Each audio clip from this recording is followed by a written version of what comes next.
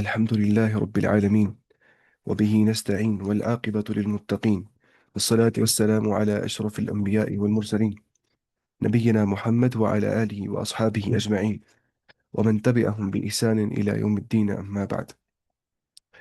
اللہ تعالیٰ بیان کرتا ہے کہ یا ایوہ النبی، اے نبی صلی اللہ علیہ وسلم، حرض المؤمنین علی القتال، آپ مومنوں کو ابھاریے قتال کے اوپر، یعنی کہ جہاد کے اوپر، جنگ کے اوپر۔ حرز کا مطلب ہوتا ہے ابھارنا، اس کا جو مصدر ہے، جو سورس ہے، وہ بن جاتا ہے تحریض۔ تحریض بولتے ہیں کس کو؟ ابھارنے کو، ایسے لکھتے ہیں تحریض۔ ایسے ہم بولتے ہیں حرز یحرز تحریضا، تو تحریض کو بولتے ہیں ابھارنے کو، ایسے۔ میں یہاں پہ لکھتا ہوں، یہ پین کیوں لکھتا ہے ایسے؟ تحریض، ہاں، تحریض بولتے ہیں ابھارنے کو، کہ آپ ابھاریے مومنوں کو قتال کے اوپر۔ ان یکم منکم، اگر ہوں گے ان میں سے، عشرون صابرون، 20 صبر کرنے والے، یغلبو مئتین، وہ 200 پہ غالب آ جائیں گے، یعنی کہ 20 آئیں گے 200 پہ غالب، یعنی کتنا ہو گیا وہ 200 بائی 20 کتنا ہوتا ہے؟ 1/10، یعنی کہ ایک آئے گا غالب 10 کے اوپر، ٹھیک ہے؟ یہ پرانا حکم تھا۔ وَإِن يَكُن مِّنكُم مِّئَةٌ، اگر آپ میں سے ہوں گے یا رسول اللہ صلی اللہ علیہ وسلم، امت میں سے ہوں گے 100 آدمی، مئتن، یغلبو الفن، وہ غالب آ جائیں گے 1000 کے اوپر، 100 غالب آئیں گے 1000 پہ، وہ بھی کتنا ہو گیا؟ ہو گیا نا برابر 1/10، ایک آئے غالب 10 کے اوپر، مطلب من الذین کفروا، کفار جو ہے وہ کمزور ہے تو وہ غالب ہو جائیں، وہ مغلوب ہو جائیں گے، مومنین جو ہے وہ غالب ہو جائیں گے۔ بِأَنَّهُمْ قَوْمٌ لَا يَفْقَهُونَ، کیونکہ وہ ایسی قوم ہے جو سوچ بوجھ نہیں رکھتی، جو انڈرسٹینڈنگ نہیں رکھتی ہے، جو فقہ نہیں رکھتی ہے، یفقہون، جو سمجھ نہیں رکھتی ہے۔ تو یہاں پہ یہ مراد ہے اس سے، یعنی کہ وہ سمجھ نہیں رکھتی ہے کہ اخروی زندگی اصل زندگی ہے، تو وہ ڈرتے ہیں موت سے۔ ایک جو مومن ہوتا ہے اس کو پتہ ہوتی ہے اس دنیا سے نکلنا ہے ایک دن، تو اس کو اتنی ورلڈ کے ساتھ اٹیچمنٹ نہیں ہوتی، پتہ ہوتی ہے ادھر نکلنا ہے اس چیز سے۔ جس کو پتہ ہوتی ہے جو چیز ٹیمپوریری ہے، دماغ بولتا ہے اس سے اٹیچمنٹ مت رکھو، اور جو پرماننٹ ہے اس سے رکھو اٹیچمنٹ، یعنی کہ آخرت سے، دنیا تو ختم ہونے والی ہے، یہ ہرٹ ہی کرتی ہے یہاں کی اٹیچمنٹ۔ جس طرح خالد بن ولید نے کہا تھا اس موقع پہ اس سے کہ فارس کے بادشاہ سے، فَإِمَّا أَن تُسْلِمُوا، یا تو تم سبمٹ کر دو، سرنڈر کر دو، وَإِمَّا الْجِزْيَةَ، یا پھر تم ٹیکس دے دو، ہمیں تم رہو اسلامی حکومت میں ٹیکس دے دو، وَإِمَّا الْحَرْبِ، یا پھر تم تیار رہو جنگ کے لیے۔ اگر تم یہ سب ایکسیپٹ نہیں کر رہے ہو، پیس، صلح، معاہدہ، کووننٹ، فواللہ لقد جئتکم برجال، اللہ کی قسم ایسی قوم لے کے ہم تمہاری اور آ جائیں گے، تمہارے اوپر حملہ کر دیں گے، یحبون الموت، جو ایسے موت سے محبت کرتی ہے، کما تحبون انتم الحیات، جس تم زندگی سے محبت کرتے ہو ویسے وہ موت سے محبت کرتے ہیں۔ تو اسی وجہ سے پرانا حکم کیا تھا کہ تم میں سے اگر ایک ہوگا وہ غالب آئے گا 10 کے اوپر، لیکن اس کے بعد کیا ہو گیا؟ الآن، ٹھیک ہے، الآن، اب جو اللہ تعالیٰ ہے، الآن، اب اللہ تعالیٰ نے، آلان نہیں ہے، الآن، آلان کیا، الآن اصل میں، وہ چھوڑیے آپ، یہ الآن، اب اللہ تعالیٰ جو ہے اس نے خفف اللہ عنکم، تم پہ تخفیف کر دی، تمہارا بوجھ ہلکا کر دیا، وعلم ان فیکم ضعفا، اور وہ جانتا ہے کہ تم میں کچھ ضعف ہے، کچھ ویکنس ہے۔ تو حالات کے اعتبار سے ہوتی ہے چینج، سرکمسٹینسز کے اعتبار سے پھر ہوتی ہے چینج، کیا مطلب؟ مطلب یہ اسٹیٹسٹکس ہو جائے گی چینج، اب اس کو بولتے ہیں اردو زبان کے اندر کیا بولتے ہیں اس کو؟ تناسب، اس کو بولتے ہیں کیا؟ تناسب ہو جائے گا اب چینج۔ تناسب مطلب ان کی نسبت یہ کتنے ہوں گے، اس کو بولتے ہیں تناسب۔ فَإِن فَإِن يَكُن مِّنكُم مِّئَةٌ صَابِرَةٌ، اگر اب ہوں گے آپ میں سے 100 صبر کرنے والے، مِّئَةٌ صَابِرَةٌ، یغلبو مئتین، وہ غالب آ جائیں گے 200 کے اوپر، یعنی کہ ایک آئے غالب 2 کے اوپر۔ پرانا حکم کیا تھا؟ وہ بڑا مشکل ہو گیا صحابہ پہ اس پہ عمل کرنا، کیونکہ جہاد تو فرض ہے، اس سے تو کوئی فرار نہیں ہے۔ جب مطلب اٹیک کر دیا جائے گا مسلمان حکومت کو، تو اس موقع پہ جہاد بنتا ہے فرض عین ہر ایک انسان کے لیے۔ تو وہ ایسا حکم نہیں جھیل پائے، تو اللہ تعالیٰ نے کہا کہ اب تم میں سے جو 100 ہوں گے وہ غالب آئیں گے 200 کے اوپر، یعنی کہ ایک غالب آئے گا 2 کے اوپر، ہے نا؟ 1/100/200 کتنا ہوتا ہے نا؟ 1/2۔ تو ویسے ہی، وَإِن يَكُن مِّنكُمْ أَلْفٌ، اگر آپ میں سے اب 1000 ہوں گے، یغلبوا الفین، وہ غالب آئیں گے 2000 پہ۔ الف بولتے ہیں 1000 کو، اور مئتن بولتے ہیں 100 کو، مئتین ہو گیا 200، اور الفین ہو گیا 2000، بِإِذْنِ اللہ، اللہ تعالیٰ کی اذن سے، واللہ مع الصابرین، جو اللہ سبحانہ و تعالیٰ ہے وہ صبر کرنے والوں کے ساتھ ہے۔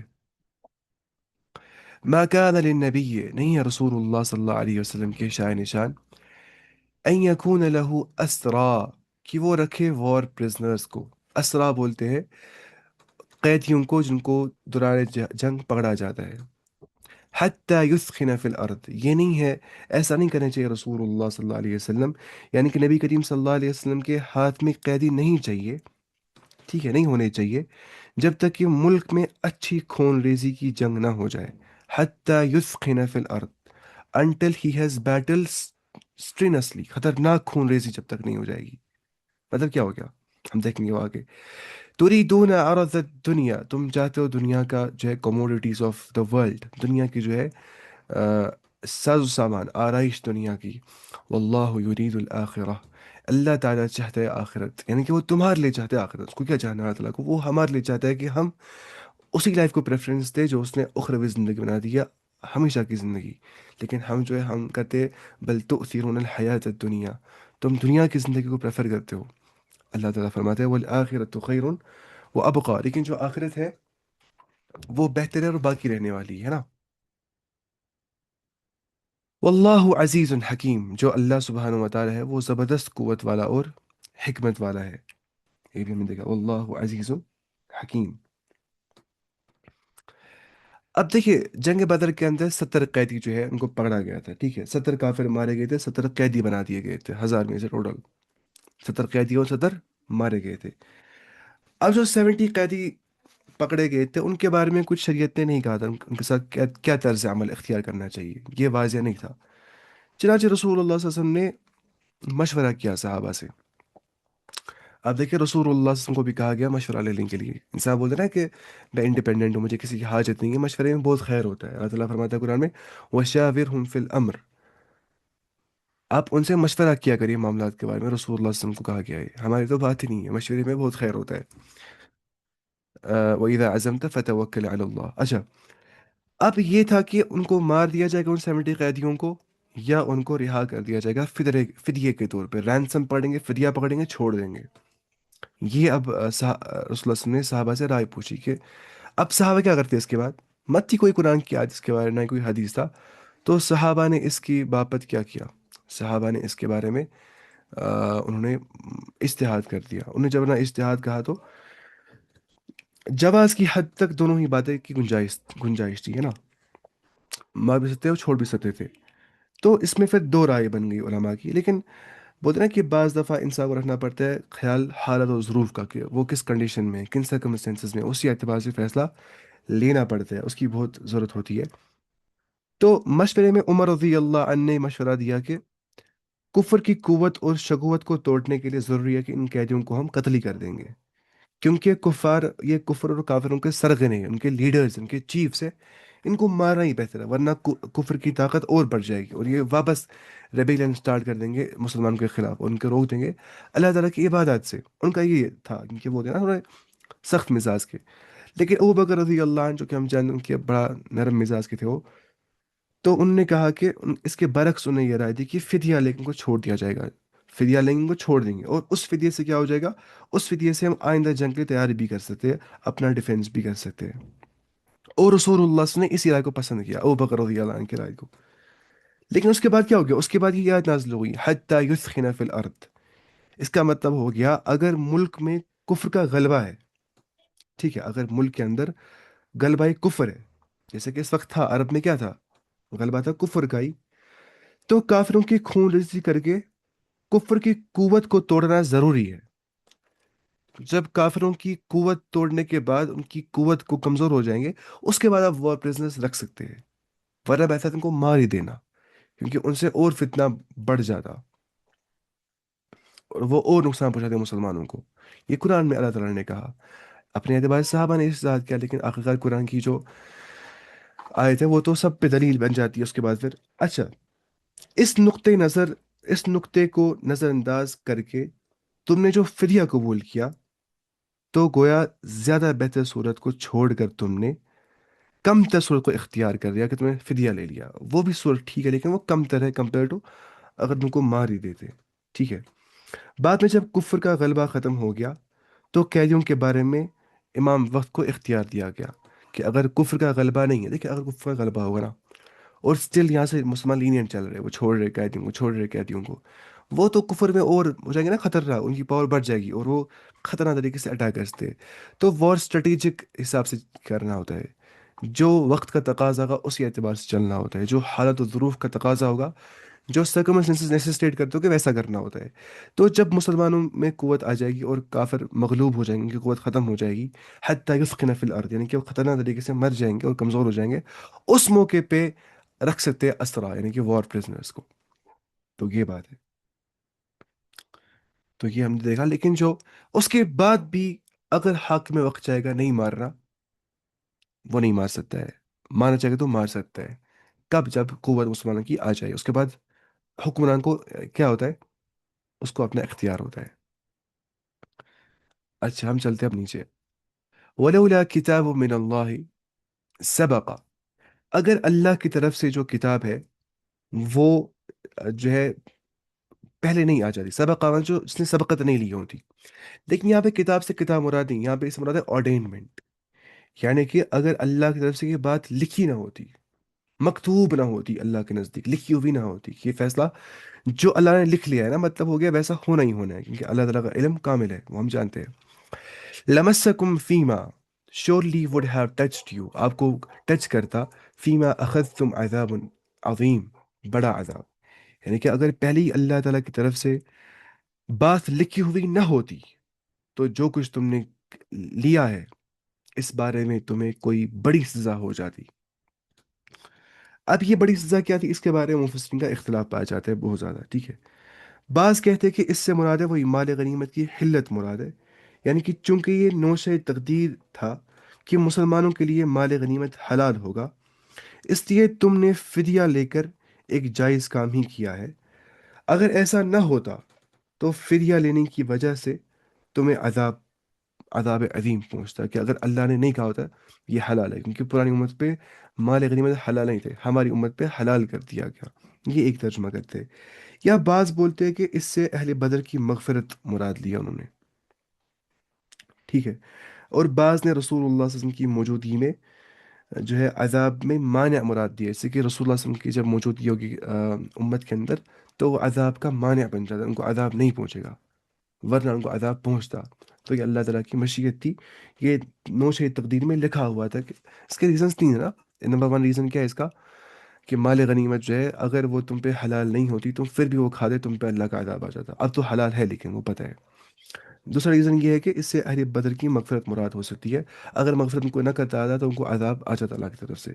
تیسری مراد یہاں پہ یہ ہو سکتی ہے کہ رسول اللہ صلی اللہ علیہ وسلم کے ہونے سے عذاب مانع، وہ عذاب کے مانع بن گئے، عذاب سٹاپ ہو گیا ان کے ہونے سے صحابہ کے درمیان میں۔ یہ تین ترجمے ہیں۔ اچھا اس کے بعد فَكُلُوا مِمَّا غَنِمْتُمْ حَلَالًا طَيِّبًا، بس تم کھاؤ جو کچھ تم غنیمت میں سے لیتے ہو، جو وار بوٹی ہوتی ہے، جو مطلب کفار کو مارتے ہیں تو جو ان کا مال و متاع ہوتا ہے، حلالاً طیباً، وہ تمہارے لیے حلال بھی اور وہ پاک مال ہے، تم نے سوچنا کہ وہ کوئی گندا مال ہے، نہیں، تم نے اللہ تعالیٰ کے دین کو، اعلاء کلمت اللہ کے لیے اللہ کے کلمے کو بلند کرنے کے ایسا کیا، وہ پاک مال ہے، وہ تم لے سکتے ہو۔ واتقوا اللہ، لیکن اس مال کو لینے میں تم اللہ سے ڈرو، یعنی کہ تقسیم کے اندر تمہیں عدل سے کام لینا ہے۔ ان اللہ غفور الرحیم، بے شک جو اللہ تعالیٰ ہے وہ بہت بخشنے والا اور رحم کرنے والا ہے، ٹھیک ہے۔ یعنی کہ اس میں مال غنیمت کی حلت کا بیان ہے اور پاکیزگی کا بیان ہے نا، جو یہاں پہ ہم نے سمجھ آ گیا۔ آج جو آیت نا وہاں پہ دیکھیے، جس سے اس امر کی تائید ہوتی ہے کہ لکھی ہوئی بات سے مراد شاید یہی حلت غنائم ہے۔ دیکھیے، ولولا کتاب من اللہ، اگر اللہ تعالیٰ نے یہ بات لکھی نہ ہوتی، کون سی بات؟ یا فیصلہ نہیں کر دیا تو اس بات کا، یعنی کہ تقدیر میں یہ بات نہیں لکھی ہوتی، یا نوشہ تقدیر میں یہ بات نہیں لکھی ہوتی، یہ بات کہ غنیمت اب حلال ہے، اور تم پھر بھی غنیمت لیتے، اگر وہ حرام ہوتا تو تم پہ عذاب آتا، لیکن تم پہ اب عذاب نہیں آ جائے گا کیونکہ یہ حلال تم پہ کیا کر دیا گیا ہے۔ اس کے بعد یہی آیت آ گئی، تو زیادہ صحیح جو رائے ہے علماء کی وہ یہی والی ہے تفسیر کے اندر۔ بہرحال اس میں مختلف رائے ہوتی ہے، تفسیر کے اندر ایسا ہو جاتا ہے۔ یا ایوہ النبی، اے نبی کریم صلی اللہ علیہ وسلم، کل لمن، یہاں پڑھے گا لمن، میں پڑھتا ہوں لمن کیونکہ میں ابھی قرآن نہیں پڑھتا ہوں، میں عربی پڑھتا ہوں۔ کل لمن فی ایدیکم، آپ کہہ دیجئے اس کو جس کے ہاتھ میں من الاسرا کیپٹیوز ہے، جو وار کیپٹیوز ہے، جو قیدی ہے، ان یعلم اللہ، اگر اللہ تعالیٰ چاہے گا، فی قلوبکم خیرن، تمہارے ہاتھ میں، تمہارے دلوں میں کوئی خیر ہے، چاہے گا نہیں، اللہ جانے گا، ان یعلم اللہ، اگر اللہ تعالیٰ جانے گا تمہارے دلوں میں کوئی خیر ہے، یؤتکم خیرا منہا، مما اخذ منکم، وہ تمہیں بہتر دے گا اس سے جو کچھ تم نے لے لیا ہے، ٹھیک ہے؟ جو جو کچھ تم سے لے لیا گیا ہے، اخذا یہ فعل مجہول ہے، یعنی کہ جو تم سے لیا گیا، اگر اللہ تعالیٰ نے تمہارے دل میں کوئی خیر دیکھا، وہ تمہیں عطا کرے گا، یؤتکم خیرن، بہتر اس سے، مما اخذ منکم، جو کچھ تم سے لیا گیا، جو لیا، وَيَغْفِرْ لَكُمْ، اور وہ تمہیں بخش دے گا اللہ تعالیٰ، واللہ غفور رحیم، اللہ تعالیٰ جو ہے وہ بہت بخشنے والا اور رحم کرنے والا ہے۔ یعنی کہ اسلام اور ایمان لانے کی نیت سے اسے قبول کرنے کا جذبہ، یعنی یہاں پہ آ گیا کہ اگر اللہ تعالیٰ چاہنا تمہارے دلوں میں خیر ہے، یعنی کہ تمہارے دلوں میں اسلام کا جذبہ ہے، ایمان کا جذبہ ہے، تو پھر کیا ہو جائے گا؟ جو فدیہ تم سے لیا گیا ہے، اس سے بہتر تمہیں اللہ تعالیٰ قبول اسلام کے بعد عطا فرما دے گا۔ چنانچہ ایسا ہو گیا بعد میں کہ جو عباس رضی اللہ عنہ ہے، اور جو قیدی ان میں سے تھے، وہ مسلمان ہو گئے، تو اس کے بعد اللہ تعالیٰ نے انہیں دنیاوی مال و دولت سے خوب نوازا۔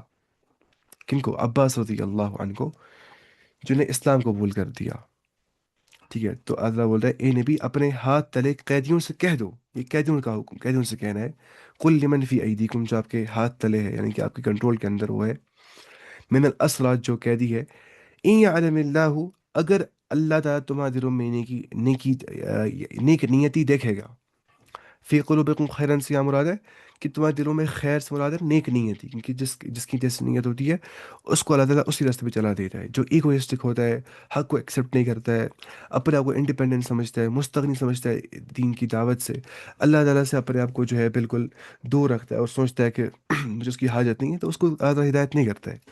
لیکن اس کی نیک نیتی ہوتی ہے، اللہ تعالیٰ وہ بہترین جانتا ہے۔ تو جو ان سے لیا گیا، یعنی کہ جو ان سے فدیہ لیا گیا، کن سے؟ کفار سے، اگر اللہ تعالیٰ نے جانا ان کے دلوں میں خیر ہے، تو اللہ تعالیٰ کو ان سے بہتر دے گا۔ تو وہی ہوا کہ جب انہیں ایمان قبول کر دیا، تو اس کے بعد ان کو اللہ تعالیٰ نے بہت زیادہ معلومات عطا کر دیا۔ اس میں مثال آتی ہے عباس رضی اللہ عنہ کی، جو کہ رسول اللہ صلی اللہ علیہ وسلم چچا تھے۔ وَإِن يُرِيدُوا، اور اگر وہ چاہے، خیانتک، آپ کو دھوکہ دینا، آپ کے ساتھ خیانت کرنا، فقد خان اللہ من قبل، انہوں نے اس سے پہلے ہی اللہ تعالیٰ کو دھوکہ دیا ہے، فَأَمْكَنَ مِنْهُمْ، تو اللہ تعالیٰ نے تم کو پاور دیا ان کے اوپر، فَأَمْكَنَ مِنْهُمْ، ٹھیک ہے؟ تم کو پاور دیا اللہ تعالیٰ نے، امکن ہو گیا اس نے پاور دیا ان کے اوپر، پتہ نا، اس نے پاور دیا تم کو، ٹھیک ہے؟ وہ یہاں بریکٹ میں لکھا ہوتا ہے، وہ پھر ہوتا ہے انڈرسٹوڈ کنٹیکس کے اندر، فَأَمْكَنَ مِنْهُمْ وَاللَّهُ عَلِيمٌ حَكِيمٌ، جو اللہ تعالیٰ ہے وہ بہت علم رکھنے والا اور بہت حکمت والا ہے۔ یعنی کہ زبان سے تو اظہار اسلام کر دے، لیکن مقصود دھوکہ دینا ہوگا ان کو۔ زبان سے بولیں گے لا الہ الا اللہ، جو منافق بولتے ہیں، زبان سے بولتے ہیں، دل میں اس کا اعتقاد نہیں ہوتا ہے، تو اس سے قبل انہوں نے کفر و شرک کا ارتکاب کر کے کیا حاصل کر لیا؟ یہی کہ وہ مسلمان کے قیدی بن گئے اس وجہ سے۔ اس لیے آئندہ بھی اگر وہ شرک کے راستے پہ قائم رہیں گے، تو اس سے مزید ذلت اور رسوائی ان کا مقدر بن جائے گی، اور ان کو کچھ حاصل نہیں ہو جائے گا خیر، بلکہ وہ اور ذلیل ہو جائیں گے اللہ کو دھوکہ دینے سے، کیونکہ کوئی اللہ کو دھوکہ نہیں دے سکتا ہے، وہ اپنے آپ کو دھوکہ دے رہا ہوتا ہے۔ اچھا، ان الذین آمنوا، بے شک جن لوگوں نے ایمان لایا، وہاجروا، اور جن لوگوں نے ہجرت کی، مہاجرین کے بارے میں کہا جا رہا ہے، وجاہدوا باموالہم، اور جہاد کیا اپنے مالوں کے ساتھ۔ دیکھیے اس کا اسٹروو ہارٹ، کیونکہ جہاد کا لغوی معنی قتال نہیں ہوتا ہے، جہاد کا مطلب ہوتا ہے اسٹرائیو کرنا، کیونکہ جہاد خالی تلوار سے نہیں کیا جاتا ہے۔ اگر ہم علم اسلام پڑھ رہے ہیں نا، ہم بھی جہاد کر رہے ہیں، مطلب وہ جہاد نہیں ہم کسی کو مار رہے، کافر کو نہیں، جہاد مطلب ہم اسٹرائیو کر رہے ہیں اللہ تعالیٰ کے راستے کی اور جانے کے لیے۔ کوئی اگر نماز میں بہت جدوجہد کرتا ہے کہ میں نماز اچھے سے پڑھوں، مجھے نماز میں سکون مل جائے، خشوع اور خضوع آ جائے، وہ بھی جہاد کر رہا ہوتا ہے، وہ بھی مجاہدہ کر رہا ہوتا ہے، وہ بھی مجاہدۃ النفس کر رہا ہوتا ہے، اور وہ بڑا مشکل ہوتا ہے۔ کوئی اگر اپنی نیت درست کرنے کے لیے مجاہدہ کرتا ہے اپنے ساتھ، اپنے آپ کو اسٹرائیو کرتا ہے کہ مجھے نیت صحیح رہنی چاہیے، مجھے دکھاوٹ نہیں کرنی، مجھے دکھاوٹ نہیں کرنی، اپنے آپ سے جو ہے لگاتار اپنے آپ کو ٹرین کرتا ہے، تو وہ بھی جہاد کر رہا ہوتا ہے۔ کوئی اگر قلم سے لکھ رہا ہے کچھ درس پھر پڑھا ہے لوگوں کو، وہ بھی جہاد کر رہا ہے۔ کوئی اگر زبان سے نیک باتیں بول رہا ہے، وہ بھی زبان سے جہاد کر رہا ہے۔ جہاد کا بالکل مطلب قتال نہیں ہوتا ہے اب، لیکن جہاد کا مطلب قتال ہوتا ہے کسی کنٹیکس کے اندر، ہے نا؟ جب یہاں پہ آ گیا جہاد بھی اموالم، اب یہاں کیا مراد ہے اسے؟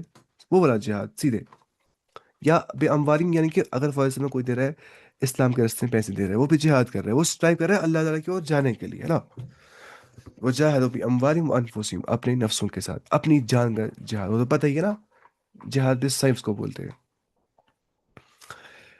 فی سبیل اللہ، اللہ تعالیٰ کے راستے کے اندر، والذین آووا، اور وہ لوگ جنہوں نے شیلٹر دیا، وہ کون تھے؟ انصار، جنہیں شیلٹر دیا مہاجرین کو جب وہ آگے، ٹھیک ہے؟ آ آوا بولتے شیلٹر دینے میں، جیسے حدیث میں آ گیا ہے لعن اللہ من آوا محدث، ایسے الفاظ شاید، او کما قال علیہ الصلوۃ والسلام، اللہ تعالیٰ کی لعنت ہو اس پہ جس نے بدعتی کو پناہ دیا، من آوا محدثا، جس نے بدعتی کو پناہ دیا، وہاں بھی یہ لفظ آ گیا ہے۔ آوا ہو گیا ان سب نے شیلٹر دیا، کن نے؟ انصار نے۔ وہ نصرو، ان کو بولتے ہیں انصار کیوں؟ انہیں ہیلپ کی، انہیں نصرت کی، انہیں سپورٹ کیا مہاجرین کو۔ اولئک بعضهم اولیاء بعض، ان میں بعض بعض کے دوست، یعنی کہ وہ آپس میں کیا ہے؟ دوست، بھائی بھائی ہے وہ آپس میں، allies ہے، سپورٹرز ہے۔ والذین آمنوا، اور جن لوگوں نے ایمان لایا، ولم یہاجروا، اس کے بعد انہیں ہجرت نہیں کی، ما لکم من ولایتہم من شیء، ٹھیک ہے، ما لکم، آپ کا نہیں ہے، من ولایتہم، ان کی پروٹیکشن میں سے کچھ بھی، حتی یہاجروا، یہاں تک کہ وہ ہجرت کرے۔ وَإِنِ اسْتَنصَرُوكُمْ، اگر وہ آپ سے مدد چاہے، ہمیں مدد کریے، فی الدین، دین کے اندر، فَعَلَيْكُمُ النَّصْرُ، تو آپ پہ مدد کرنا لازم ہے، إِلَّا عَلَىٰ قَوْمٍ، صرف اس قوم پہ، بَيْنَكُمْ وَبَيْنَهُمْ مِيثَاقٌ، جس کے اور آپ کے درمیان میں ایک ٹریٹی ہوگی، ایک معاہدہ ہوگا، ایک میثاق ہوگا، ایک وعدہ ہوگا، وعدہ، عہد و پیمانہ ہوگا۔ واللہ بما تعملون بصیر، اللہ تعالیٰ بتحقیق سب کچھ بما تعملون، جو کچھ تم عمل کرتے ہو، بصیر، اللہ تعالیٰ اس سے بالکل دیکھتا ہے سب کچھ، سارے اعمال تمہارے۔ اب اس آیت کو ہم پڑھتے ترجمہ پورا، آیت نمبر 72 کیا بولتی ہے کہ جو لوگ ایمان لائے اور ہجرت کی اور اپنے مالوں و جانوں سے اللہ کی راہ میں جہاد کیا، اور جن لوگوں نے ان کو پناہ دی نا، مہاجری انصار نے، اور ان کی مدد کی، ٹھیک ہے، یہ سب آپس میں ایک دوسرے کے رفیق ہے، اولیاء ہے، دوست ہے۔ اور جو ایمان تو لائے لیکن ہجرت نہیں کی، تمہارے لیے ان کی کچھ بھی رفاقت نہیں ہے، ما لکم من ولایت من شیء، تمہارے لیے ان کی کچھ بھی رفاقت، پروٹیکشن، دوستی نہیں ہے ان کے ساتھ، جنہیں ہجرت نہیں کرتی، ٹھیک ہے؟ جب تک کہ وہ ہجرت نہ کرے، ٹھیک ہے؟ پھر آگے اب کیا؟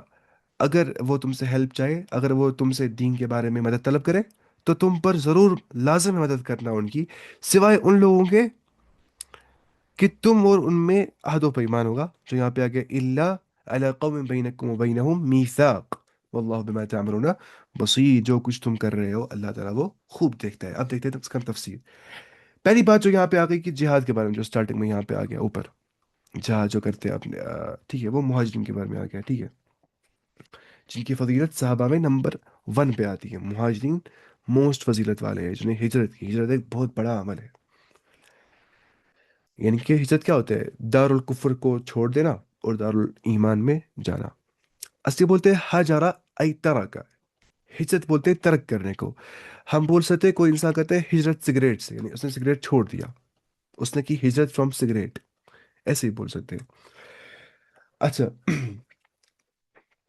پھر جو یہاں مددگار ہے وہ بتائیے، وہ انصار ہے نا، جن کی فضیلت نمبر 2 پہ آ جاتی ہے، آفٹر مہاجرین انصار آ جاتے ہیں۔ پھر جو یہاں پہ آگے وہ آپس میں بہت حمایتی ہے، مددگار ہے، ٹھیک ہے، ایک دوسرے کے وارث بنے، اس کے بعد وہ، ٹھیک ہے، انہوں نے اپنی پراپرٹی کو بھی آدھا آدھا کر دیا، بلکہ جن کو زیادہ بیویاں تھیں انہیں طلاق دے دیا تاکہ ان سے نکاح کر سکے، مہاجرین کے بھائی۔ جیسا کہ ہجرت کے بعد رسول اللہ صلی اللہ علیہ وسلم نے ایک ایک مہاجر اور ایک ایک انصاری کے درمیان رشتے اخوت قائم کر دیا، کہا کہ یہ تمہارا دینی بھائی، یہ تمہارا دینی بھائی، یہ تمہارا دینی بھائی ہے، ایک انصار اور ایک مہاجر کے درمیان میں، حتیٰ کہ وہ ایک دوسرے کے وارث بھی بنتے گئے اس کے بعد، ٹھیک ہے، لیکن بعد میں وراثت کا حکم منسوخ ہو گیا، لیکن حتیٰ کہ وہ وارث بھی بن گئے تھے ایک دوسرے کے، پراپرٹی مطلب شیئر کرتے تھے وہ ایک دوسرے کی اس کے بعد. تو اسی کو بولتے ہیں انہوں نے اپنی نیڈس کے اوپر پریفرنس دی اپنے بھائیوں کی نیڈس کی. کو حدیث میں کیا کہا گیا ہے؟ لا یؤمن احدکم حتی یحب لاخیہ ما یحب لنفسه. تم میں سے اس وقت تک کوئی کامل ایمان والا نہیں ہے جب تک کہ وہ اپنے بھائی کے لیے وہ کچھ پسند نہ کرے جو وہ اپنے لیے پسند کرتا ہے. تو اس کی عملی مثال ہمیں انصار سے مل جاتی ہے، صحابہ سے. اچھا اس کے بعد والذین کفروا، اور جنہوں نے کفر کر دیا. اچھا پہلے یہاں پہ اس کے بارے میں آ گیا.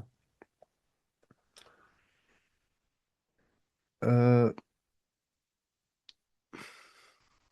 جو یہاں پہ آ گیا نا یہ والا پوائنٹ، یہ والا دیکھیں، وَإِنِ اسْتَنْصَرُوكُمْ فِي الدِّينِ فَعَلَيْكُمُ النَّصْرُ إِلَّا عَلَىٰ قَوْمٍ بَيْنَكُمْ وَبَيْنَهُمْ مِيثَاقٌ. ٹھیک ہے. تو اس سے مراد یہ ہے کہ ہاں اگر وہ ایسی قوم کے خلاف مدد کے خواہش مند ہو کہ تمہارے اور ان کے درمیان صلح کا اور جنگ نہ کرنے کا معاہدہ ہوا کہ ہم جنگ تمہارے ساتھ نہیں کریں گے، وہ تمہیں بول رہے کہ تم ان کے خلاف جو ہے لڑو ہمارے بدلے میں، تو اس پہ تم ان کی حمایت نہیں کرو گے اس جگہ پہ، کیونکہ معاہدہ توڑنا مسلمانوں کو بھی نہیں ہے کفار کے ساتھ. معاہدہ معاہدہ ہوتا ہے. جیسے ایک بار کوشش کی تھی معاویہ رضی اللہ عنہ نے توڑنے کی معاہدہ، لیکن اس صحابی نے کہا کہ تم ایسا نہ کرو. آپ نے کہا آپ نے اس کو غدر سے تعبیر کر دیا، غدر مطلب دھوکہ کہا اس کو. تو اس کے بعد اس نے اپنے ٹروپس واپس لائے، شاید رومن امپائر سے. والذین کفروا بعضهم اولیاء بعض، اور جن لوگوں نے کفر کر دیا ان میں سے بعض بعض کے دوست ہوتے ہیں، ہے نا، وہ بھی آپس میں دوست ہوتے ہیں. والذین کفروا بعضهم اولیاء بعض الا تفعلوا، اگر نہیں تم کرو گے تکن فتنة فی الارض، تو ہو جائے گا فتنہ زمین کے اندر، و فساد کبیر، اور بڑا فساد زمین مچ جائے گا. مطلب کیا ہو گیا؟ کافر آپس میں ایک دوسرے کے رفیق ہے. اگر تم ایسا نہ کیا اگر تم نے ایسا نہ کیا تو ملک میں فتنہ ہوگا اور زبردست فساد ہو جائے گا. یعنی کہ جس طرح کافر ایک دوسرے کے دوست اور حمایتی ہے، اس طرح اگر تم نے بھی ایمان کی بنیاد پر ایک دوسرے کی حمایت اور کافروں سے عدم موالات نہ کی. عدم موالات ہو گیا مطلب رشتہ توڑ دینا ان سے. موالات بولتے ہیں ان کو الائز بنانا، ان کو اپنا قریبی دوست بنانا، ان کو اپنا سپورٹر بنانا. تم نے اگر یہ نہیں چھوڑ دیا اور اپنے مسلمان بھائیوں کی حمایت و مدد نہیں کر دی تو بڑا فتنہ برپا ہو جائے گا، بڑا فساد ہو جائے گا. جو یہاں پہ آ گیا تک ان فتنہ کی، وہ بھی آپس میں خطرناک دوست، ان کو کفر کی بنیاد پہ دوستی ہوتی ہے. اور یہ کہ مومن اور کافر کے باہمی اختلاط اور محبت اور موالات سے دین کے معاملے میں اشتباہ اور مداہنت پیدا ہو جاتی ہے. دین کتنا کمزور ہو جائے گا اس شخص کا جو کفار سے دوستی کرے گا، ان کا دوست بنا دے گا. تو اللہ بولتے ہیں بعضهم اولیاء بعض، ان میں سے بعض بعض کے دوست ہیں، یعنی کافر ایک دوسرے کے وارث ہے. یہ اس کا ایک ترجمہ ہو سکتا ہے بعضهم اولیاء بعض کا، وارث ہے یا وہ دوست ہے یا حمایتی ہے. اور مطلب یہ ہے کہ ایک کافر کسی کافر کا اور کافر کسی مسلمان کا وارث نہیں ہے. مطلب یہ کہ ایک مسلمان کسی کافر کا اور کافر کسی مسلمان کا وارث نہیں ہے. اگر کوئی کافر بنتا ہے اس کو وراثت نہیں مل جاتی ہے. کوئی شخص ہے وہ مسلمان، اس کا بیٹا کافر ہے، اس کو وراثت نہیں مل جائے گی، کیونکہ کافر کو مسلمان کی وراثت نہیں مل جاتی ہے، نہ ہی مسلمان کو کافر کی وراثت مل جاتی ہے. جیسا کہ احادیث میں اس سے وضاحت بیان کر دی گئی ہے. اگر تم وراثت میں کفر و ایمان کو نظر انداز کر کے محض قرابت کو سامنے رکھو گے تو اس سے بڑا فساد مچ جائے گا، اور بہت فساد مچ جائے گا اور بڑا فتنہ ہو جائے گا. اس کے بعد والذین آمنوا، اور جنہوں نے ایمان لایا، وہاجروا اور ہجرت کی، پھر سے ان کا ذکر آ رہا ہے، وجاہدوا فی سبیل اللہ، اور جہاد کر دیا اللہ تعالیٰ کے رستے کے اندر. والذین آووا، اور جنہیں شیلٹر دیا، ونصروا اور مدد کی، وہی اصلی مومن ہیں. اولئک هم المؤمنون حقا، ان کی غیرت زندہ ہوتی ہے نا. ان کو جب وہ دیکھتے ہیں مسلمان بھائیوں کو تکلیف کے اندر، ان کو وہ اپنی تکلیف لگ جاتی ہے، وہ ان کو شیلٹر دیتے ہیں، ان کو پناہ دیتے ہیں، ان کو مدد کرتے ہیں. اب جو اپنی مسلمان بھائیوں کی مدد نہیں کرتا یا اس کو دل میں کوئی جو ہے برا فیل نہیں ہو جاتا ہے، مسلمان بیچارے مر رہے، اس میں ایمان ہوتا ہے؟ اس میں بالکل ایمان نہیں ہوتا ہے، وہ ایمان سے خالی ہو کیا ہوتا ہے. رسول اللہ صلی اللہ علیہ وسلم نے کیا فرمایا؟ مثل المؤمنین فی توادہم وتراحمهم وتعاطفهم مثل الجسد اذا اشتكى منه عضو تداعى له سائر الجسد بالسحر والحمى. مسلمانوں کی مثال آپس میں محبت کرنے کی، آپس میں بھائی چارے کی، آپس میں کمپینینشپ کی، آپس میں تعاطف کی، آپس میں الفت اور محبت کی، آپس میں جو ہے ایمپتھی اور سمپتھی کی، ہمدردی کی ایسی مثال ہے کہ اگر کسی ایک باڈی پارٹ میں درد ہوتا ہے انسان کو، تو پوری باڈی کو چڑھتا ہے فیور، اور پوری باڈی کو پین ہو جاتی ہے فیل، باڈی کا ہر پارٹ پین فیل کر رہا ہوتا ہے، اگر سر میں ہوتی ہے پین، پوری باڈی پین فیل کر رہی ہوتی ہے۔ ایسی اگر ہمارا مسلمان بھائی دنیا کسی کونے میں پین فیل کر رہا ہے، وہ ہمیں اپنی پین لگنی چاہیے، تو جا کے ہمارے اندر صحیح طور سے ایمان ہے۔ وعلیکم السلام ورحمۃ اللہ۔ کبھی کبھی نماز میں غلط خیال آتے ہیں تو اس سے گناہ چڑھتا ہے کیا؟ ان غلط خیالوں کیسے بچے؟ دیکھیے جو ہے نماز میں جو غلط خیالات آتے ہیں یہ بہت زیادہ نیچرل ہے، کیونکہ اس میں ایک شیطان، خاص شیطان، اس کو بولتے ہیں خنزب، جو نماز میں نمازیوں کو وساوس ڈال دیتا ہے، کیونکہ اس کو پتہ ہے کہ جو بڑا ایسٹ ایک مسلمان کا ہے وہ نماز ہی ہے، اور اگر یہاں پہ خلل پیدا ہو جائے گی، انسان گناہ میں بھی آگے جائے گا، انسان بدکاری بھی کرے گا، انسان فحاشی بھی کرے گا، انسان شراب بھی پیے گا، اگر نماز صحیح نہیں ہو جائے گی انسان کی، کیونکہ نماز سے انسان کو سیلف کنٹرول مل جاتا ہے، تو شیطان وہیں پہ اٹیک کرتے ہیں نماز پہ ہی، کیونکہ جب نماز صحیح ہوگی نہیں تو باقی انسان کا نہ دل صحیح رہے گا، نہ ایمان صحیح رہے گا، نہ اللہ کے ساتھ رشتہ صحیح رہے گا، گناہوں کی زندگی رہے گی، تو اس لیے وہاں پہ بہت خیال رکھنا ہے۔ بلکہ اس ٹائم پہ اگر زیادہ خیال نماز میں آتے تو تھتکارنا ہے، 3 بار اسپٹ کرنا ہے لیفٹ سائڈ سے، اور پڑھنا ہے اعوذ باللہ من خنزب، میں اللہ کی پناہ مانگتا ہوں خنزب شیطان سے۔ اور رسول اللہ صلی اللہ علیہ وسلم نے فرمایا جو نماز میں نمازی بعض اوقات اوپر یہاں دیکھتا ہے، وہاں کی اور دیکھتا ہے، تو اس سے اس کو ناظر نے اختلاس یتخلص الشیطان من صلاۃ العبد، یہ اس سے انسان کی نماز کا ثواب کم ہو جاتا ہے، شیطان چاہتا ہے کہ نماز میں اس کا ثواب کم کر دے، کیونکہ رسول اللہ صلی اللہ علیہ وسلم نے فرمایا جو ثواب ہے وہ کس کے اعتبار ملتا ہے؟ خشوع کے اعتبار سے ثواب ملتا ہے، کسی کو ملتا ہے 10 گنا نماز کا ثواب، کسی کو ملتا ہے 6 گنا، 7 گنا، 2 گنا، 3 گنا، تو ایسا مل جاتا ہے۔ کسی کو 10 فا حصہ مل جاتا ہے نماز، کسی کو 20 فا حصہ، تو ایسے مطلب آپ مانیے خشوع کے اعتبار سے یہ ہوتا ہے، اور اس میں گناہ نہیں ہے اگر اس کا یہ غیر اختیاری ہوں گے، اختیاری ہے تو گناہ ہوں گے، اختیاری اگر ہے خیالات، کیونکہ ایسا ہوتا ہے نا، جب انسان نماز پڑھنے کے لیے آ جاتا ہے، سب وہ کام وہیں پہ کر رہا ہوتا ہے، مجھے آپ کیا کرنا ہے، اس کے بعد اچھا ٹھیک نماز پڑھ رہا ہوں، اس کے بعد میں گھر جاؤں گا، مجھے حساب دکان پہ تھا، یہ مجھے یہ پڑھنا تھا گھر میں، مجھے یہ کرنا تھا نا، تو ایسا نہیں ہونا چاہیے، اس ٹائم پہ بالکل دماغ سے سب چیزیں باہر نکالنی ہیں، اور یہ بہت مشکل ہوتا ہے نا، اسلاف سے جو اقوال ہم دیکھتے ہیں وہ بولتے ہیں 40 40 سال لگے ان کو اپنے اندر خوشبو پیدا کرنے کے لیے، اس کو بہت ٹائم لگتا ہے، اپنے آپ کو ٹرین کرنا پڑتا ہے، خود ہی یہ نہیں ہو جاتا، لیکن جب انسان اپنے آپ کو ٹرین کرتے ہیں خوشبو کے لیے، تو پھر نہ خوشبو نہ ہونے کی کیفیت لگتی ہے مشکل، خوشبو ہی رہ جاتا ہے ہمیشہ پھر انسان کو۔ کچھ لوگ ایسے بھی ہوتے ہیں، اللہ تعالیٰ ہمیں بھی ویسا بنا دے، اور ہمیں نمازوں کے اندر خوشبو اللہ تعالیٰ عطا کر دے۔ سب سے بڑی نعمت جو اللہ کی طرف سے ہوتی ہے بندے کے لیے، اور یہ نعمت کہ اللہ تعالیٰ بندے سے راضی ہے، یہ اس کی علامت ہے، اور یہ بندے کے لیے بڑی خوش خبری ہے اور خوشنودی ہے کہ اس کو نماز میں خوشو ہوتا ہے، اور بڑی بدبختی کی علامت ہے کہ ایک بندہ بہت دور ہوتا ہے اللہ تعالیٰ سے، اور وہ اس کی رحمت سے بہت دور کیا ہوتا ہے، اور ہدایت سے بہت دور ہوتا ہے، کہ اس کو جتنا خوش و نماز میں کم ہوتا ہے۔ اپنا ایمان چیک کرنا چاہیے نماز میں کتنا ایمان ہے، جتنا ایمان ہوگا اتنی محبت ہوگی اللہ تعالیٰ سے، جتنی محبت اللہ تعالیٰ سے ہوگی اتنا خوش ہوگا نماز کے اندر، اللہ تعالیٰ ہم سب کو نماز کے اندر خوشو عطا کرے۔ اچھا اس کے بعد والذین آمنوا من بعد، اور جنہوں نے ایمان لایا ان کے بعد، وہاجروا، اور جنہوں نے ہجرت کی۔ اچھا اگلی بار ہم رکھیں گے کلاس انشاءاللہ کب؟ مغرب کے بعد ہی، کیونکہ اس ٹائم پہ تھوڑا لیٹ ہوتا ہے زیادہ، پھر 10:30 بجے بہت لیٹ ہوتا ہے پھر، انشاءاللہ مغرب کے بعد ہی۔ وعلیکم السلام، الحمدللہ میں ٹھیک ہوں۔ برین ملک میں ٹیچر جمعہ نماز پڑھنے کے لیے بھی پرمیشن نہیں دیتا؟ اچھا بیرون ملک، اچھا بیرون ملک میں، حالانکہ مسلم کنٹری ہے قزاقستان کا بھی، لیکن استغفر اللہ، جمعہ نماز کیسے چھوڑ سکتے ہیں آپ؟ مطلب